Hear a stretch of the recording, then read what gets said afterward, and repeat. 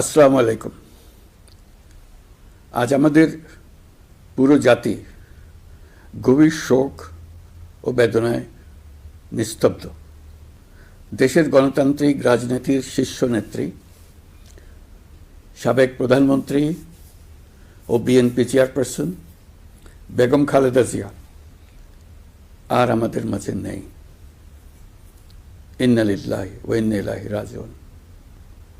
বেগম খালেদা জিয়ার ইন্তেকালে আমরা গভীরভাবে শোকাহত ও মর্মাহত। তার মৃত্যুতে জাতি এক মহান অভিভাবককে হারিয়েছে। এই গভীর শোকের মুহূর্তে আমি তার পরিবারের সদস্যবৃন্দ, রাজনৈতিক সহকর্মী এবং অগণিত কর্মী সমর্থকদের প্রতি সমগ্র জাতির পক্ষ থেকে আন্তরিক সমবেদনা জানাচ্ছি।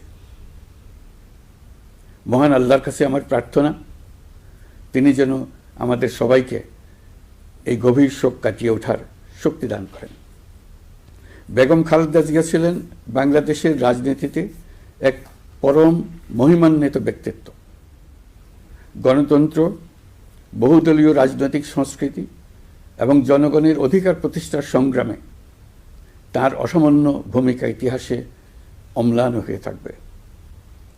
স্বৈরাচার ও ফেসিবাদের বিরুদ্ধে তাঁর আপসহীন নেতৃত্ব বারবার জাতিকে গণতন্ত্রহীন পরিস্থিতি থেকে উত্তরণের পথ দেখিয়েছে এবং মুক্তির প্রেরণা জুগিয়েছে। দেশ ও জাতির প্রতি তাঁর সমুজ্জ্বল অবদান জাতি চিরকাল শ্রদ্ধার সাথে স্মরণ করবে। তাঁর দীর্ঘ রাজনৈতিক যাত্রা, গণমুখী নেতৃত্ব এবং প্রিয় মাতৃভূমির স্বাধীনতা ও সার্বভৌমত্বকে সমুন্নত রাখতে তাঁর অবিচল ভূমিকা অবিস্মরণীয় হয়ে থাকবে। এমন একজন মহান দূরদর্শী ও নিখাদ দেশপ্রেমিক নেত্রীর শূন্যতা পূরণ হবার নয়। প্রিয় দেশবাসী, এই শোকাবহ মুহূর্তে আপনাদের প্রতি আমার উদাত্ত আহ্বান, আসুন আমরা সবাই যার যার অবস্থান থেকে মহান আল্লাহর দরবারে বেগম খালেদা জিয়ার বিদেহী আত্মার মাগফিরাত কামনা করি। একই সঙ্গে জাতির এই কঠিন সময়ে আমরা যেন ঐক্যবদ্ধ থাকি। শোকের এই সময়ে কেউ যেন অস্থিতিশীলতা বা নাশকতার অপচেষ্টা চালাতে না পারে। এবং আগামীকাল তার নামাজে জানাজার দিনে একদিনে সাধারণ ছুটি ঘোষণা করছি।